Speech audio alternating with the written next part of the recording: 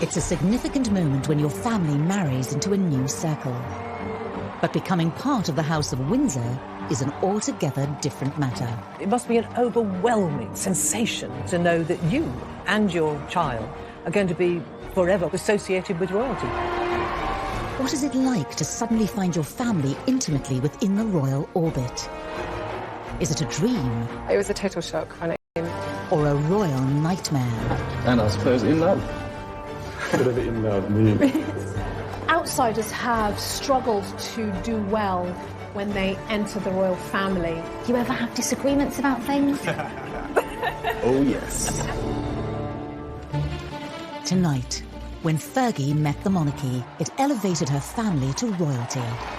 For Ron Ferguson, to have your daughter marry a prince, become a duchess, and to become a senior member of the royal family, I mean, it just doesn't get any better.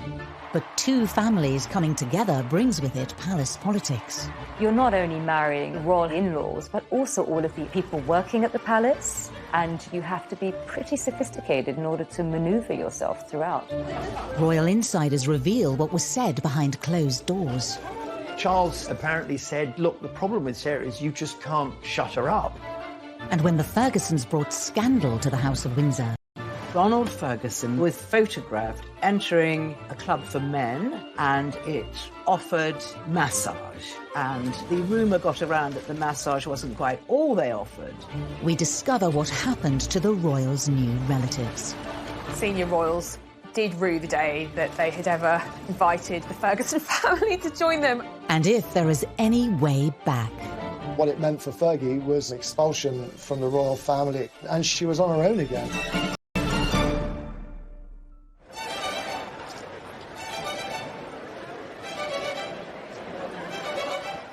The love affair between Fergie and the monarchy began in the summer of 1985 at Ascot.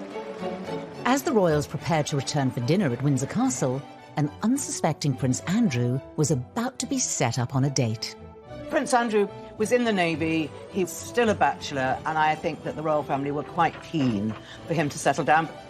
Diana said to the Queen, you know, I think it would be lovely if we could invite Fergie. She's a friend of mine, she's about the same age as Andrew.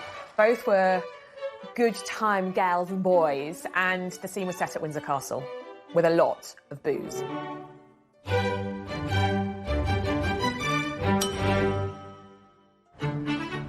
They sat next to each other and they were flirting almost from the, you know, from Plate of profiterole rolls and said, don't worry, I'll have some too, and then didn't. So I think she gave him a sort of playful slap, and I think that was really the beginning of their relationship. It was the start of a romance that would spark intense public interest in Fergie's family. She came from a very well-to-do family. Sarah's mother, Susan, married Ronald Ferguson when she was only 18 years old, and they had two children, Sarah, who's called Fergie, and her sister Jane. And they bought this beautiful house called Lowood, very near Ascot, in that very beautiful area full of rhododendrons and trees and houses hidden behind big gates. And that's where Fergie grew up. they always were aspirational. I think they had a feeling they were sort of almost minor aristocracy. For Sarah, in the back of her mind, she was always going to try to get a husband who was special and certainly rich. Even for the well-to-do Fergusons, Fergie's relationship with Andrew was a tantalising prospect. Ronald Ferguson was absolutely thrilled and delighted. 10 out of 10 for him. She couldn't have done better. Marrying into the royal family has to change things, doesn't it? Because it's that final bit of icing on the cake. But there are hurdles to clear for a royal bride-to-be, not least a stern examination of the family tree. Thankfully, when it came to the Fergusons, the Windsors didn't have to look too far from their own. Some people like to say that Sarah Ferguson was middle class, but she wasn't. No, oh, my God, to be thought of as a commoner, my goodness, no, they were very much upper-class English. The Ferguson family actually can trace their lineage back to the royal family. So Sarah Ferguson and Prince Andrew are very, very distantly related through Charles II, but not that that is much of a cause for concern for the royal family. In fact, they probably encourage that. It wasn't just shared distant relations that tied the Fergusons to the Windsors, but also their social circles. Ron Ferguson, Fergie's father, had mixed with members of the royal family for many years. He'd been in a very smart cavalry regiment. He'd ridden alongside the Queen on the Mall. He'd played polo with Prince Philip. And of course, he managed the polo lifestyle of the Prince of Wales. So they were a family that the Windsors were familiar with. Because horses and polo was such a big part of her parents' life, Fergie, in fact, met Andrew when she was around 3 years old. Of course, neither of them would have remembered, on the side of the polo field. So actually, throughout her childhood and adolescence, Sarah had a lot of exposure to the aristocracy and to the royal family. She was very much part of that crowd. At the age of 13, her parents, Ronald and Susan, had separated. Sarah was at a pivotal age. I mean, those early teenage years, it can really mess with your head when things at home aren't the way you want them to be and aren't the way you expect them to be. She had this magical childhood, and then suddenly it all sort of folded. She talks about it herself, how that's when she started to feel very insecure and inadequate, and she blamed herself for the breakup of her parents' marriage. In 1975, Sarah's mother Susan left the UK to start a new life with a new man in Argentina, leaving Sarah and her older sister Jane to be brought up by their father. As Sarah grew into adulthood, Ron Ferguson's influence on her would be profound. After Sarah's mother ran off to Argentina, she became quite a daddy's girl. I think she got a lot of strength from having her father solidly behind her, and he was very good with her. I mean, she approached everything full-throated, full throttle, went for it, in very much the way that Major Ferguson, as he then was, would have done.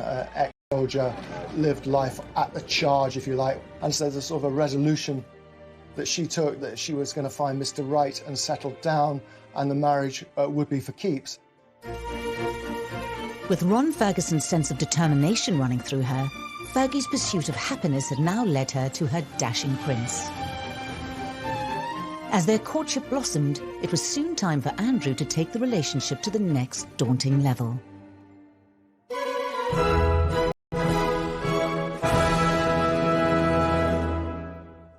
Sarah was invited to Sandringham for a shooting weekend because the Queen always believed that, that the only way that her children are going to ever get to know anyone is to entertain them in one of the royal homes.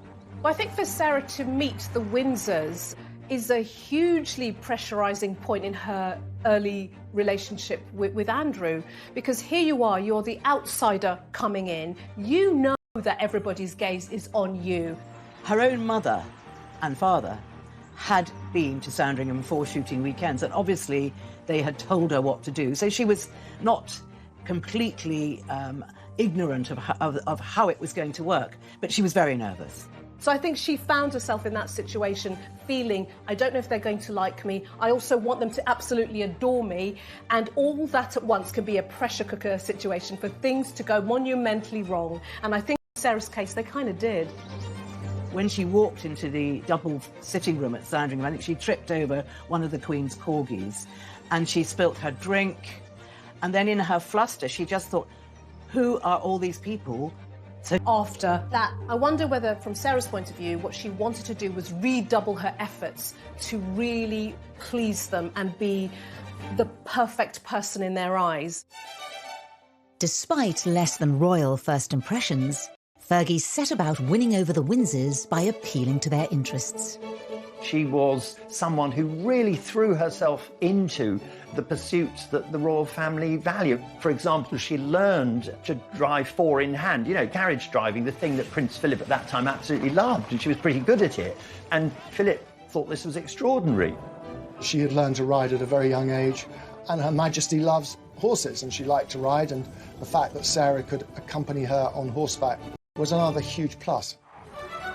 After finding common ground, Fergie's outgoing nature began to charm the Windsors. I think with the royal family, when they're in their personal time, it is a very outdoorsy kind of life that they lead, hunting, shooting, fishing, and she was up for all of that. So her larger-than-life, boisterous, up-for-anything personality very much endeared her to them. So, you know, the stars were really aligning very quickly for Andrew and Fergie because she had such a big impression on his family.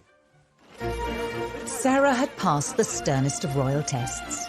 Her family were up to scratch, and all that remained to unite the Fergusons and the Windsors was for the prince to pop the question. Andrew went down on one knee and he asked her to marry him. She just burst out laughing.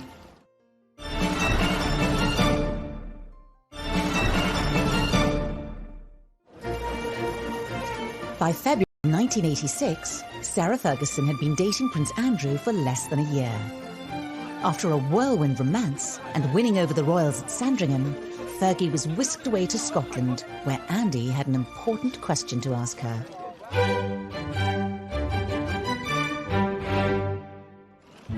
Fergie and Andrew went to spend the weekend with the Duke of Roxburgh at Flores Castle, well, as you do if you're a prince. And during that time and that romantic setting, he went down on one knee and he asked her to marry him. And I think she was so surprised. I mean, she just burst out laughing. She thought, was this all some big joke? You know, because she felt she was so un-princess-like. She wasn't this perfect-looking girl, and she just couldn't believe it could quite happen to her. She said, of course, of course. She was just over the moon. The Fergusons, when they realised that their daughter was engaged to Prince Andrew, I mean, they were, you know, they were ecstatic. They thought this was the most marvellous thing. Absolutely thrilled. On the 17th of March 1986, the announcement that Ron Ferguson had been waiting for finally came. Sarah Ferguson and Prince Andrew were to be married. Remember what he said? Absolutely. But I'm not telling you. It's the epitome of the social ambitions of Ron Ferguson to have his daughter marrying the Queen's favourite and second son. I mean, it put them front and centre of British public life. He went from being, you know, a landowner to being a member of the House of Windsor. And he referred to himself as being a member of the royal family. So, you know, the Fergusons had arrived. Thousands of miles away in Argentina, Fergie's mother Susan was a little more restrained than her former husband in reaction to her daughter's impending nuptials. How do you feel today? Very happy, very pleased. Do you think that something might change in your life from today onwards? No, I don't see any change.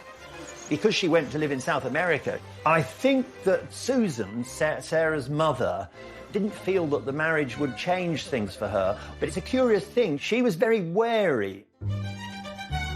Although Susan would have been very happy that Sarah was marrying to the royal family, you know, it brings a huge amount of scrutiny. From the minute the news came out that they were going to marry, Fergie was besieged, as every young royal bride is, by photographers and pressmen all over the place. You can't put a foot wrong, both internally within the family and externally with the press and with the public. With the wedding fast approaching and the spotlight firmly on the royal bride-to-be, nothing Fergie did would go unnoticed. A girlfriend rang me, and I remember I was still in bed and said, "You will not believe I've got the most amazing story."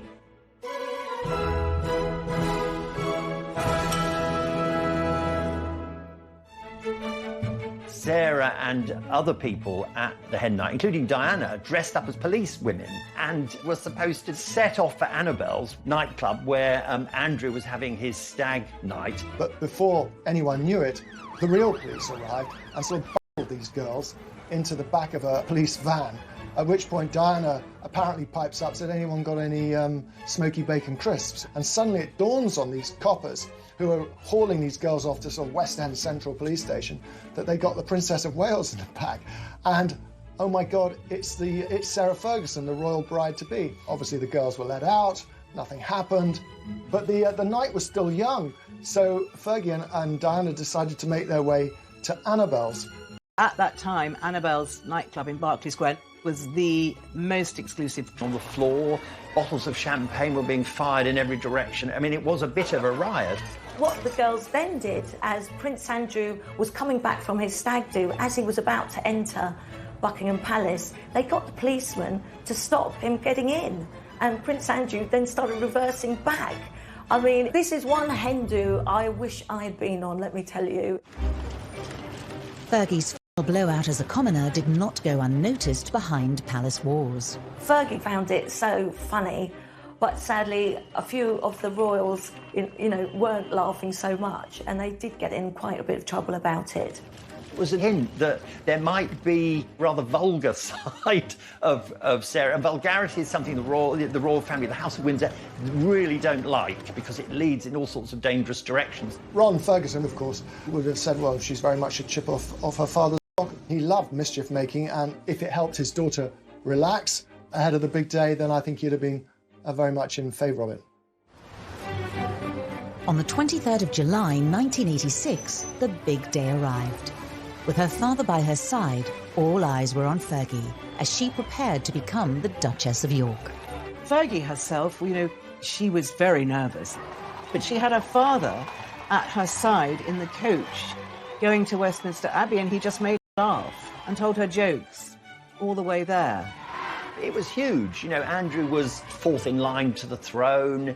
He was the favoured son. And so, this had to go really, really well. The focus was also on the Windsors and how they would accommodate Fergie's fractured family. The etiquette can be quite tricky when you've got extended families, broken families. I mean, by this stage, both Sarah's mother and father had remarried. She had half-sisters, half-brothers. Were they all going to be invited? Was it okay? Is divorce still a dirty word in the royal family? The other thing to remember is the fact that Fergie's mother had married an Argentinian. That was obviously a discussion at the time. It wasn't that many years since Britain had been at war with Argentina over the Falkland Islands. So there are all these sort of minor diplomatic niggles in the background which could affect, if you like, sort of the long-term integration of these families going forward. But things have moved on by this time, 1986, and both her mother's partner, Hector, and Ronald's new wife, also called Susan, were invited. And in fact, actually, her half-brother and half-sister from her father's new marriage, they acted as page boy and bridesmaid. So it was very inclusive. It was very forward-thinking of the royal family to embrace them at that stage, because it was relatively new at the time in the UK, where you started having these more complicated family structures, and very much in their interest in terms of the royal brand. With the Ferguson family warmly welcomed, Fergie relished the day that she finally became a royal. I remember her saying to me, the little girl that used to play tag with Andrew was now marrying her prince. And he was her prince. She truly loved the man, and she couldn't quite believe it. You couldn't take that smile off her face. It was almost a sort of, yeah, I've done it. Here I am, right up here marrying the Queen's son in full view of everybody. I think there was a sense of triumph about her in many ways, but also a sense that it's unbelievable, isn't it? It's me. It's just me, Fergie. The day was just as exhilarating for Ron Ferguson as it was for his daughter. Major Ron had been up half the night, walking up and down the Mall, because everyone was partying there, and he just wanted to drink in the atmosphere. He was licking his lips at one point. He was very much focus of attention, as well as Sarah, and his whole family were the focus of world attention. And it was like, this is the stamp, this is the seal of approval for the Ferguson. He'd been part of royal circles for a long time, but to have your daughter marry a prince, become a duchess, with all the grand ceremonial at Westminster Abbey, and to be included in the royal family, become a senior member of the royal family, I mean, it just doesn't get any better. The union of the Fergusons and the monarchy was now complete. All that was left to seal a perfect day was for the royal couple to make the traditional balcony appearance in front of thousands of well-wishers. At the end of the wedding, that afternoon, there was just a hint that all might not be well, because they did a very strange thing. They did this odd business of kind of working the crowd up, almost like they were a sort of musical entertainers. The crowd were chanting kiss, kiss, kiss, and Sarah was sort of conducting and orchestrating this. Well, I think there's a fine line between sort of exuberance and sort of being over the top. And Fergie strayed too often into the over-the-top realms. She somehow just didn't know when to sort of throttle back. The senior royals standing alongside There was an uncomfortable feeling about that. Again, the word is, it was slightly vulgar. So, although the wedding itself was good, there was a hint of trouble to come. The honeymoon period was to be short-lived, as the daggers would soon come out for Fergie. Charles apparently said, look, the problem with Sarah is you just can't shut her up. Then her father brought shame on her royal in-laws. Ronald Fergie offered massage, and the rumour got around that the massage wasn't quite all offered. And the Fergusons' royal dream quickly turned into a nightmare. Fergie knew she had to face her mother-in-law, and the Queen was absolutely furious.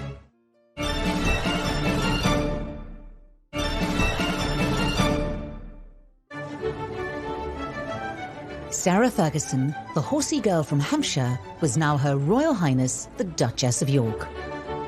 She had brought the Ferguson family name into the royal spotlight, and from the outside, she seemed to be settling well into royal life. But among her royal in-laws, not everyone was a fan.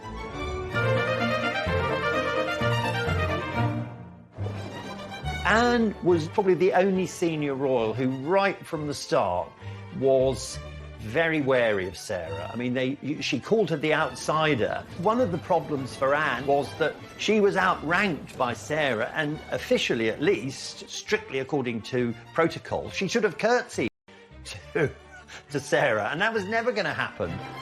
What had at first seemed, especially to Charles, to Philip, this bright, positive young thing coming in and sort of adding sparkle, was just starting to sort of leak away. Charles apparently said, look, the problem with Sarah is you just can't shut her up. She could be fun some of the time, but just not all the time, because it was giving them a headache. The Queen was the one person who, you know, remained steadfastly loyal and absolutely loved being in the company of her daughter-in-law, far more than she liked being with Diana. Fergie loved dogs, Fergie could ride, Fergie could do everything that Diana couldn't do. Sarah's husband, Prince Andrew, returned to sea, and Fergie had to leave her old life as a Ferguson and navigate the new world of the Windsors by herself. Whenever you marry, you also marry the family to a certain extent. But when you marry into the royal household, it's a completely different level, because all of a sudden, you're not only marrying into the in-laws, but also all of the advisors, the people working at the palace. It's like a huge corporate structure. There are different factions, different agendas, and you have to be pretty sophisticated in order to maneuver yourself throughout. I think she felt quite trapped by the grey men at the palace who didn't like her. I mean, the fact that the Queen was her ally wasn't really enough, because the Queen didn't get involved in the minutiae of Fergie's everyday life. So she was under the control of the palace, and they didn't like her. They saw her as too extravagant, too loud, too flamboyant. In a certain manner. That wasn't Sarah. Sarah was this huge, bubbly personality. People think that living in a palace, wow, how glorious being this princess. She wasn't. It was the reverse. It was very bleak, it was very lonely, and there was no escape from it. Well, both Fergie and Diana fell foul of the system. So, you know, every 20 minutes you've got an appointment and you have to keep that appointment, and you can't be late, and you've got to be dressed a certain way, you've got to speak a certain way, and you've got to deal with things a certain way. And if you step outside of the system, you're in trouble. Despite Fergie's problems within the palace, her place in the Windsor family was strengthened when she gave birth to Princess Beatrice in August 1988, the fifth in line to the throne. So, after 4.5 days, the York family, and now we can call them a family, left the Portland hospital. But who does she look like? Is it her father? Or is it her mother? House of Windsor or House of Ferguson? Well, only you can decide that. Ferguson blood is now part of the royal lineage. It kind of cements that relationship between the in-laws, in this case the Fergusons, and the royals. 2 years later, another baby, Princess Eugenie, joined the York family and became sixth in line to the throne.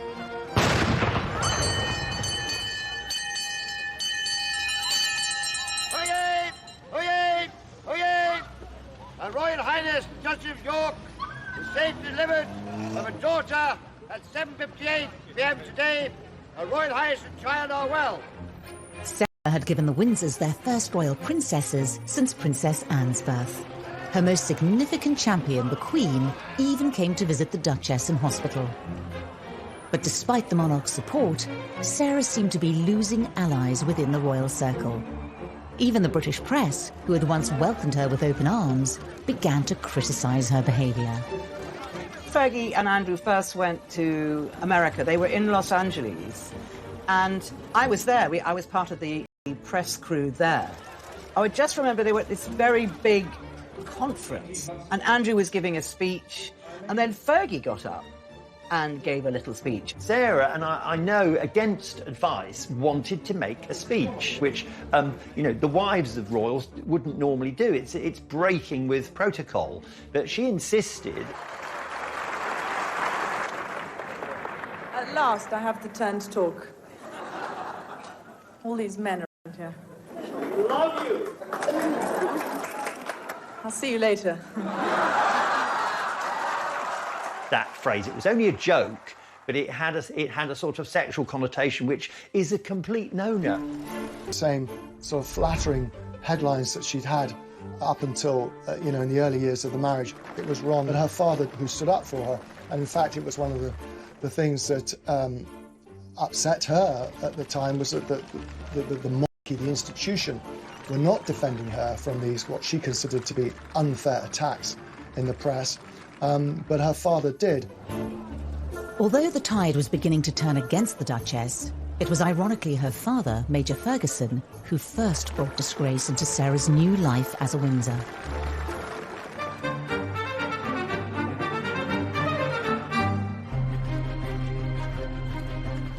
Well, in 1988, there was a huge scandal about Ronald Ferguson being photographed entering a club called the Wigmore Club. Now, the Wigmore Club was a club for men, and it offered massage. And the rumour got around that the massage wasn't quite all they offered. It was deeply embarrassing for Ron Ferguson because he was enjoying the sort of reflected glory of being associated with the Windsors, and then all of a sudden he had his antics just splashed all over the front cover of all the tabloids, and of course must have deeply embarrassed his daughter. The fallout from this scandal of the Wigmore Club was enormous, because at the time Ronald ran the Guards Polo Club, and he had a very responsible job, but this scandal really besmirched his name. He issued a statement to clarify reports in this morning's newspapers. In it, Major Ferguson said, "I have not been sacked and I have not resigned, but I was not re-elected and was not prepared to accept the alternative position." Prince Philip, who was president of the club, refused to help. He kept asking to meet Philip and his daughter's father-in-law, and Philip refused because of the associated kind of taint. And it's just, you become basically persona non grata. And unfortunately, look, families, we all fall out, we have tiffs and things like that, but when you have a fall from grace like that within the royal family, it takes a very, very long time to be accepted back in, and in some cases, never. Fergie becomes guilty by association. This is your father, this is what he's done, and she almost has to mop up after that particular scandal and redouble her efforts once again to get into the royal family's good graces. Sarah's loyalty to her own family had been tested by her father's scandal. With her new husband, Prince Andrew, often at sea, her loyalty to the Windsors was now also tested. Fergie was and often when Andrew came back from these long stints, his main preoccupation was either golf or watching television because he was simply too tired to do anything else. And the marriage began to unravel. With Andrew away in the Navy, Sarah's friendships with other men began to be scrutinised. Particularly when she became close with American businessman Steve Wyatt. Fergie's new friendship was revealed in the newspapers when a cleaner found photos of them on holiday, and the press began to ask questions about the Yorks' marriage. The stories claim that the Duchess travelled to Morocco with Mr. Wyatt and met for other holidays, parties and private dinners. A cleaner at Mr. Wyatt's former flat is said to have found photographs of the couple together. The prints have been returned to the Duchess It wasn't an obvious example of definite proof of infidelity, but, you know, it was pretty close. Typically, the attitude towards extramarital affairs in the upper echelons of society, the aristocracy, the royal families, is that they're tolerated. But I think the sort of cardinal sin is when they are made public and when they are under public scrutiny. It's really the damage that was caused as a consequence of the exposure that was the issue. When the scandal broke and the Queen was made aware of what was going on, I think she did put her head in the sand a bit. I think, you know, the Queen doesn't like moral confrontation, and I think she always thinks, well, a little bit like her mother, that if you ignore something, it just might go away. But the household are the ones that are responsible, and they felt very, very concerned about this. The Duchess was becoming tabloid fodder, forcing the Windsors to take action. After a difficult Christmas at Sandringham in 1991, Andrew and his family were called to a Windsor family summit. The summit early in 1992 was called by the Queen's private secretary, Robert Fellows. All the principal players, as it were, except Sarah, were there, the Queen, Prince Philip, Charles, and so on. And Robert Fellows, one of the Queen's closest advisors, he laid out before them the situation that this broken relationship between Sarah and Andrew was becoming the stuff of the tabloids. Something had to be done. Separation was a huge step forward, and one which the Queen must have been deeply saddened about, but they clearly needed a break from each other because things were not happy. But I think the Queen was as baffled as the rest of us as to why it had come to this. Sarah had to decide to either make the marriage work or move on. In March, the Duke and Duchess announced their separation. The Yorks' apparent separation role and future as a divorced Duchess of York will take the royal family into uncharted waters.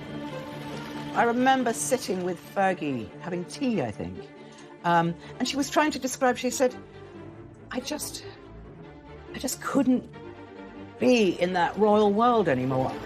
She was on her own again, and who was there to help her and pick up the pieces? Well, her father and the Fergusons. They were really the only people she had who she could turn to. The Ferguson family's union with the Windsors seemed to be coming to an end, but worse was in store for the Ferguson name.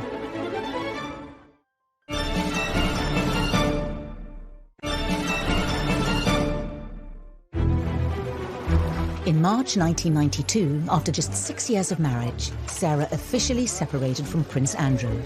Any association with the Ferguson family name was swiftly merged by the palace, who now swung into action.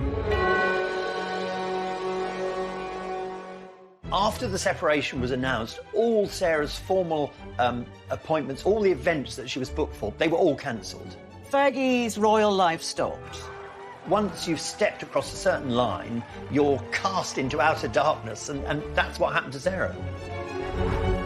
The press speculated that Fergie could re-enter the Windsor fold by somehow repairing the marriage. Then rumours began to circulate of a new man in her life, John Bryan.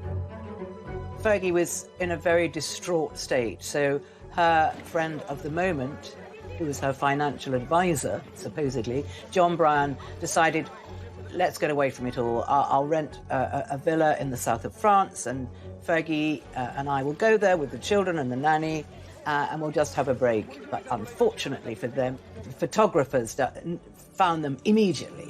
Unknown to Fergie and John Bryan, they had been caught by the paparazzi. Sarah later flew to Balmoral to stay with the royal family on their annual summer break. The morning's newspapers are all laid out on a side table in the breakfast room in Balmoral, and that morning's newspapers were filled with pictures of Sarah Ferguson. She was caught lying in the sun with this guy, apparently sucking her toes. I mean, he claims, as if it makes any difference, he was kissing her toes. Anyway, unbeknown to Sarah, the newspapers had got photos. Paparazzi had taken these pictures, the newspapers got them. These are the pictures that the Queen and her son, the Duke of York, will have seen at the breakfast table at Balmoral this morning. An intimate series of photos showing her daughter-in-law and his wife, topless at the poolside in the south of France, kissing a Texan millionaire. The Queen's granddaughters, 5th and 6th in line to the throne, are pictured standing by watching. self-confident Sarah when she saw these pictures. And apparently Prince Philip came into the breakfast room, picked up one of the papers and just threw it in front of her and walked out. Fergie went up to see the Queen because she knew she had to face the music and face her mother-in-law, and the Queen was absolutely furious, apparently. It was the Queen's daughter-in-law. It was so embarrassing. Fergie had shamed the Ferguson and Windsor names and left Balmoral soon after. Duchess of York left Balmoral Castle today using a side entrance of the royal estate to drive to Aberdeen Airport. Her two daughters, Princess Eugenie and Princess Beatrice, were with her. No longer the luxury or privilege of an aircraft of the Queen's flight, for the Duchess just an ordinary scheduled flight to Heathrow. After the toe-sucking incident, the Windsors, they really want nothing to do with her. Famously, Sarah sent flowers to Princess Margaret, who sent them back with a note saying, "You're an absolute disgrace to the family." The Windsors' union with the Fergusons seemed to have run its course. The Major was subsequently let go as Prince Charles's polo manager, a role he had held for 20 years. The only member of the Fergusons who seemed to remain in the Windsors' good books was Sarah's mother, Susan, over 6,000 miles away in Argentina. Fergie's mother actually, surprisingly, kept up a good relationship with Prince Charles, and he, in fact, wrote a foreword to a book that she wrote on polo. Sarah's father also wrote a candid and revealing book called The Galloping Major. Ron decides to publish his memoirs. I think he had been so stung by what had happened to him. I think he felt it was time he got his side of the story out. So we got from this book his sense of dismay at how he'd been treated by Prince Philip when he'd lost the Guards Polo Club, and then his real sense of absolute bitter disappointment at Prince Charles, who he counted as a close friend, for the way that he was sort of dispatched from his job as his polo manager. He just thought he'd been thrown to the wolves. And he was extremely hurt. After all, his grandchildren were royal, and so he was linked to them. But, you know, so I think it was a very sad moment for him, you know, after years of loyalty, that he was completely thrown out. Once you're out in the cold with the Windsors, you don't come back, no. Fergie was out of the royal family, and divorce proceedings began between her and Prince Andrew. But as the mother of the fifth and sixth in line to the throne, she still had to navigate the world of the Windsors. Well, basically, after the breakup of the marriage, the family is incandescent with rage with her, because he feels that she's let down the monarchy, which he has spent his entire life supporting, i.e. his wife, the Queen. And in a few years, Fergie had reduced the reputation of the monarchy to shreds in his mind, and he was absolutely not going to put up with it. And he said to the Queen, "She is not coming here. She's out. I don't ever want to see her again." In the wake of Sarah's divorce from Andrew, the custody of the two Windsor princesses became an issue. The Queen is being advised that a quick and clean divorce is now needed to protect the monarchy itself, as the marriage of her second son falls so publicly apart. The Queen is reported to be determined that her grandchildren, Princess Eugenie and Princess Beatrice, should remain within the royal family, even if the Duchess decides to live abroad. It was put forward as a serious suggestion by the House of Windsor, by the royal family, largely because they feel they should be always in control, that they, or rather Andrew, would have custody of the children, and Sarah would be not exactly pushed away, but she would have visiting rights. And I know at the time, Sarah's father was absolutely outraged and spoke to the press of his horror. He outspokenly defended his daughter when there were suggestions in a newspaper that she may lose custody of her children as part of a divorce settlement. I think it's absolutely monstrous and quite unbelievable that there should be these suggestions that she should. I think it's hurtful, it's desperately hurtful, I think it's inhuman and cruel. Sarah and Andrew eventually agreed to co-parent their children. But for the two royal princesses, Windsor family gatherings had to continue. Your children become the royals' children, and that meant Christmas at Sandringham with Prince Philip, the Queen, and all the other members of the royal family. The Queen loved having her grandchildren around her, but it did present a major dilemma for Fergie, because Fergie was not invited. Fergie would be offered the house on the Sandringham estate. She would stay at Wood Farm, and the children would go to the big house and be with their father and mother, and they found this a little difficult to understand. I think it was Beatrice that said to her mother once, "Aren't you good enough for them? Mummy, I don't understand." So it was all a little awkward and very sad. Ron, of course, found this quite monstrous, the way that his daughter was treated. He felt that the Windsors had really been very cold. In 2000, Major Ron lashes out at Prince Philip for not inviting Sarah to Christmas Day lunch at Sandringham. And I think he shows great empathy for his daughter and great understanding that, you know, she's suffered enough, don't you think? Let her back in, at least for Christmas dinner. And I think that's why he steps up with this enough. Sarah and Andrew officially divorced in May 1996. Fergie could retain the name Duchess of York, but was stripped of her Royal Highness title. Any support she could take from the Ferguson clan also began to slip away. In 1998, Sarah loses her mother, who dies in an accident, and in 2003, she loses her father, and her only sister lives in Australia. So we once again find her in that space where she's isolated, lonely, and cut off, and grieving. The closest family she had left in the UK were her daughters and her ex-husband, Prince Andrew. Sarah had very publicly cuckolded Andrew, and yet Andrew is very forgiving of her. He continues to be there for her. He helps her financially. Prince Andrew inherits a royal lodge, the Queen Mother's home in Windsor Great Park. He does it up at great expense, and Fergie pretty much moves in with him and continues to live there. It was baffling to the royal family, particularly to Prince Philip, who could not understand why she was still occupying a royal home. And they were very, very determined to make this one of the happiest divorces you could do. And that's what they did. As Fergie's turbulent history with the Windsors faded, she was slowly and quietly admitted to the fringes of royal life. But in 2010, she was in debt and made a reckless decision, revealed in an explosive undercover exposé. It's £500,000 when you can me open doors. New Prince Andrew? Yeah. Is that a deal? Yeah. But the businessman was a News of the World reporter and about to produce a $40,000 down payment. When the money arrives, she looks as though she's crying. The conversation then turns to details of the deal. And then that, then you open up all the channels, whatever you need, whatever you want. And then that's what, then you meet Andrew, and that's fine. Undercover reporter Mazia Mahmood, dubbed the Fake Sheikh, had posed as a businessman and lured Sarah into a financial sting. At the time, Andrew was the UK's trade envoy. Although there was no suggestion of any wrongdoing by the prince, for Fergie, it looked even worse than the toe-sucking pictures with John Bryan that had effectively expelled her from the royal family. It was considered to be particularly damaging because it was selling the royal brand for the highest bidder.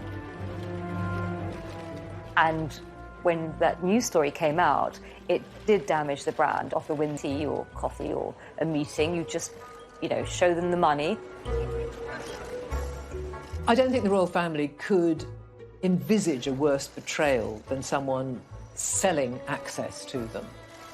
Well, I think probably the senior royals did rue the day that they had ever invited the Ferguson family to join them.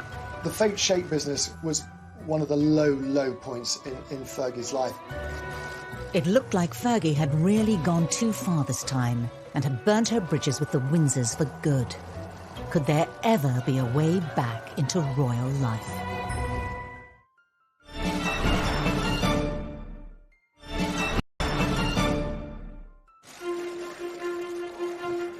In the face of scandals, affairs and divorce, there were only two things that joined the Windsor and the Ferguson families together indefinitely.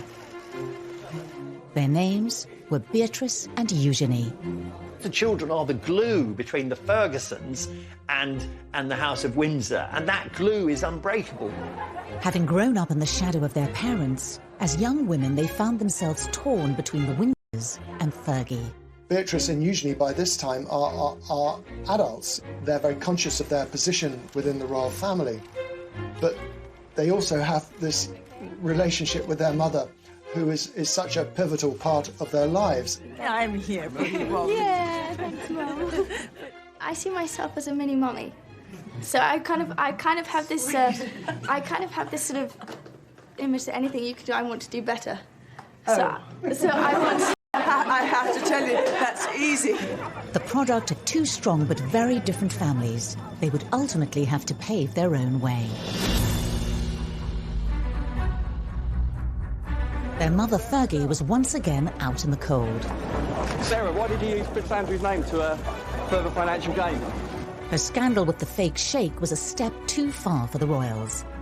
She needed to get away from the UK and flew to America to film a series called Finding Sarah, where for a reported fee, she publicly examined her behaviour.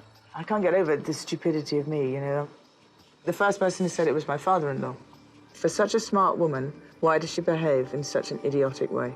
We see a woman here who has hit rock bottom. We find her at this time in this space trying really hard to make sense of what she's been through and looking at her journey from that little girl who went through her parents' divorce to her own divorce, to her own mishaps, and trying to find redemption in making sense of her own life.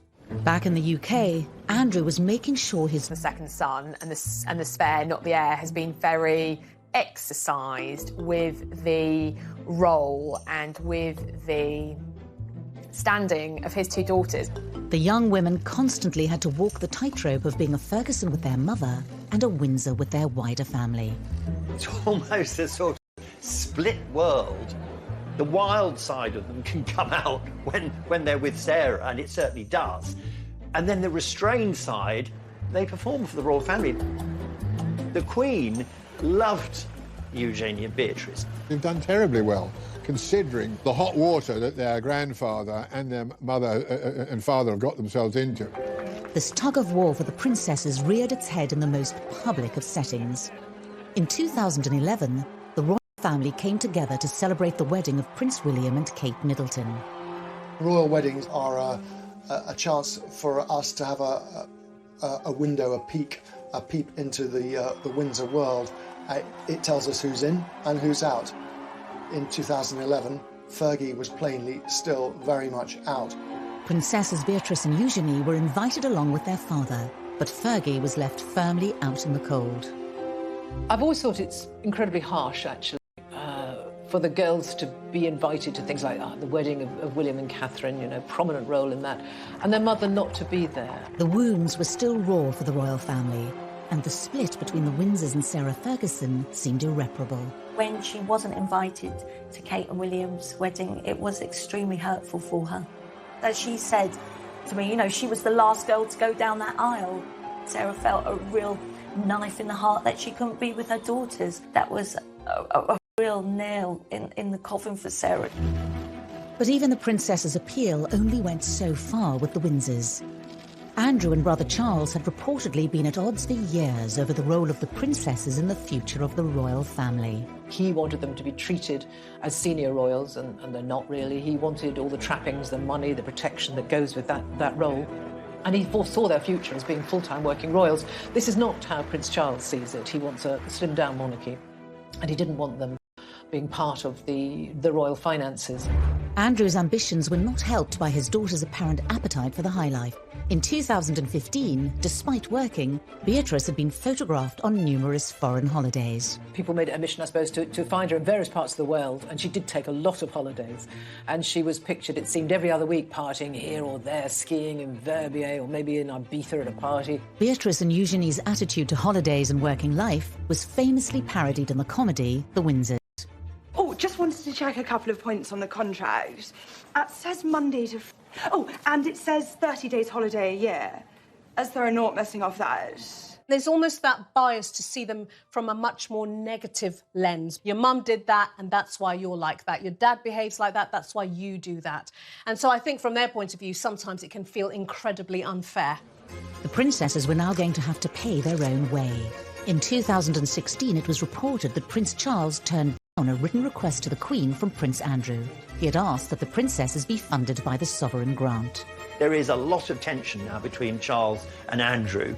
Andrew has always assumed that his daughters will be funded by the sovereign grant, that they should be, you know, central to what the royal family does, being real working royals, and now they're not going to be.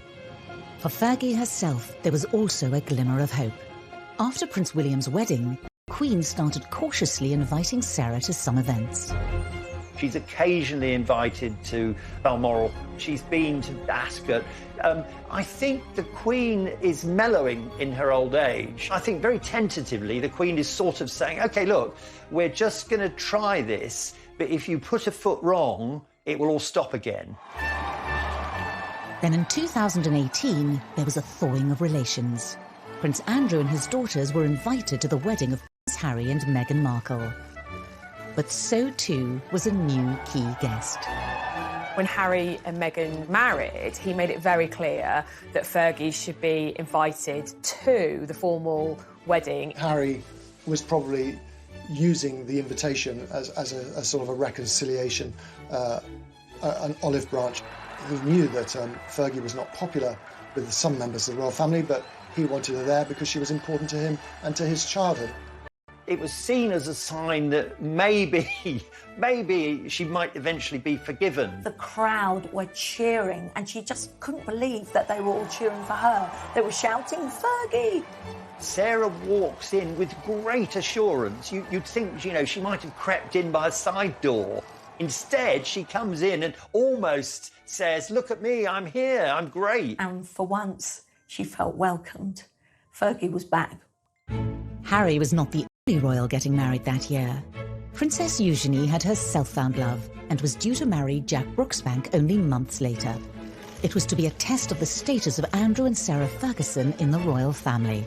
Princess Eugenie's wedding to Jack Brooksbank was really the string that pulled Fergie back onto the periphery of the royal family, because she's mother of the bride. There's no way that she couldn't be invited, and I think it was a uniting of the family.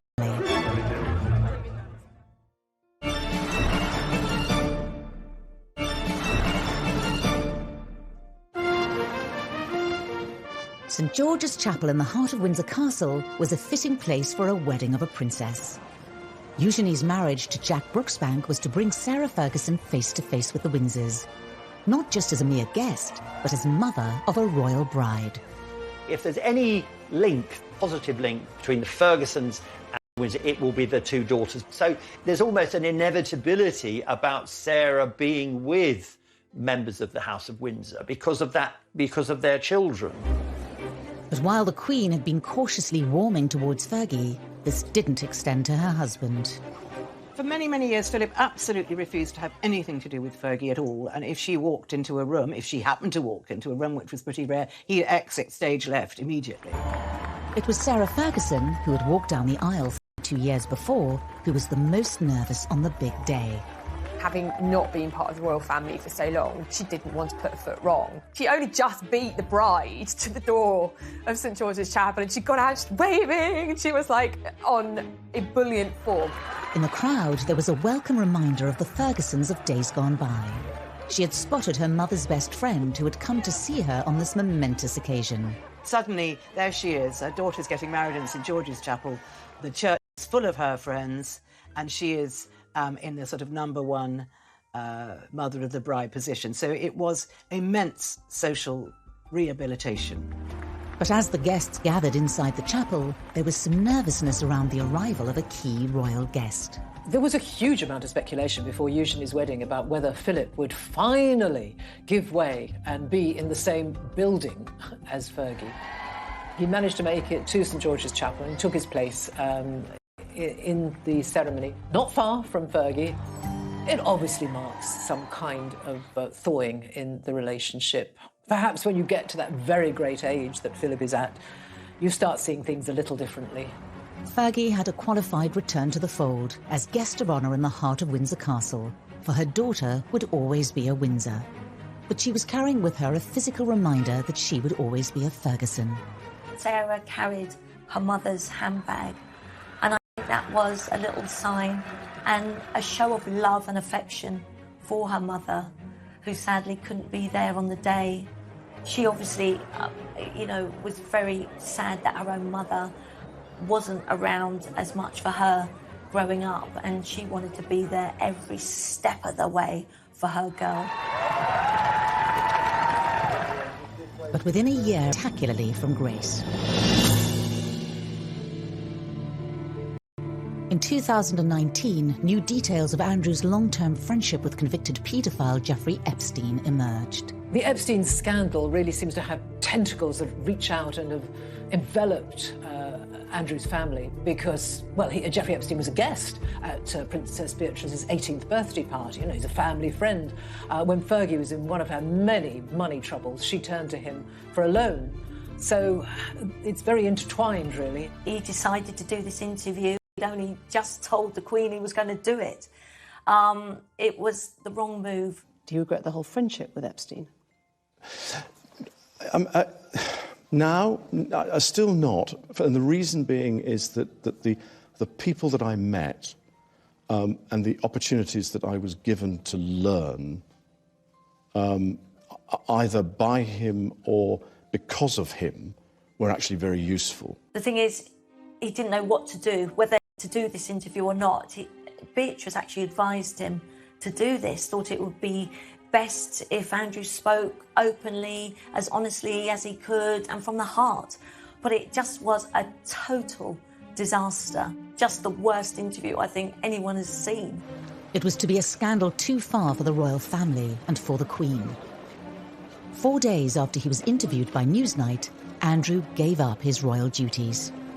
There's no template here. He can't stop being the Queen's son.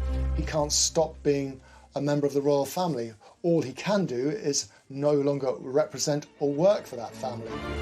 The tables had turned. After years of Andrew standing firm in the face of Fergie's scandals, it was now his ex-wife who was supporting Andrew as he found himself distanced from the Windsors. There's this huge loyalty, which I think actually comes from Fergie's side of the family.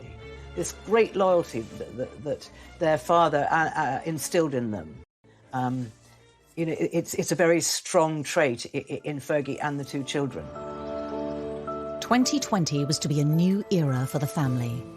For Fergie, none of her family were any longer working royals. She's carved out her own career. She goes from project to project now. I mean, her latest project is writing, or co-writing, a Mills and Boon romantic thriller. Sarah has taken to Twitter to reach an audience for her debut novel, promoting it in what looks like a home video. Follow your heart, but do you dare? Lady Margaret, she loves to ride side saddle. She's strong, she's rebellious, she's courageous. It's based on a long-distance Ferguson family relative, someone who wouldn't conform to society with red hair. I wonder who she will attract the ire of the royal family, who she has really worked hard to get back and integrate herself in. It may not only be in fiction that Sarah Ferguson is thinking about romance. Fergie and Andrew's close relationship has fueled rumours that they could retie the knot. Will Sarah and Andrew marry again? Will they remarry? Never say never, that's what I say. I'd love it if they did. I think the girls would love it. Whether they will or not is another thing. But much water has passed under the bridge since the heady days of 1985. With the Windsors, even moments of reconciliation will never mask the fact that for Fergie and Andrew, things will never be the same again. I think Andrew and Fergie are the most married divorced couple that I know of, but real marriage? No, not a chance in hell. She doesn't want to get back into the straitjacket of royal life. She wouldn't be accepted anyway. There's no place for Fergie. As Fergie, Prince Andrew and the princesses look to the future, the Ferguson name may not hold the same power as it did. I think now it's Andrew and Fergie, really, who are the royal outcasts. I would suspect that the royal family are rather hoping that Andrew and Fergie will sort of quietly fade away without any more embarrassments. One thing is for certain, in royal circles, Fergie will never be forgotten. Fergie would never be free of the Windsors. The Windsors were never going to be free of Fergie. However much some members of the royal family and maybe the establishment and maybe the grey men at the palace may want to permanently distance Fergie from the monarchy, it won't happen because those two royal princesses are the bond between the Fergusons And the royal family. They really do bring the royal family together. And that is thanks to Sarah, because she's been the most wonderful mother to these girls. They will remain in the public eye. They will remain of public interest. And so that bond will never be severed. Her up. And when the Fergusons brought scandal to the House of Windsor, Ronald Ferguson was photographed entering a club for men, and it offered massage. And the rumour got around that the massage wasn't quite all they offered. we discover what happened to the royals' new relatives. Senior royals did rue the day that they had ever invited the Ferguson family to join them. And if there is any way back. What it meant for Fergie was expulsion from the royal family, and she was on her own again.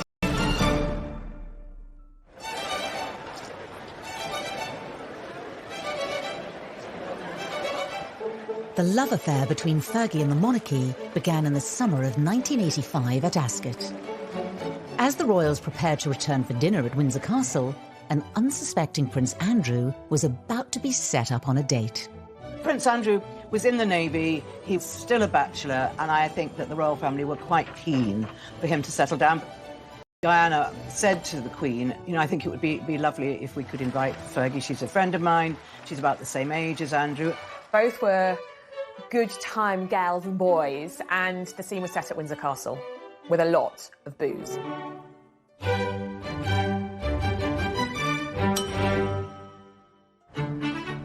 They sat next to each other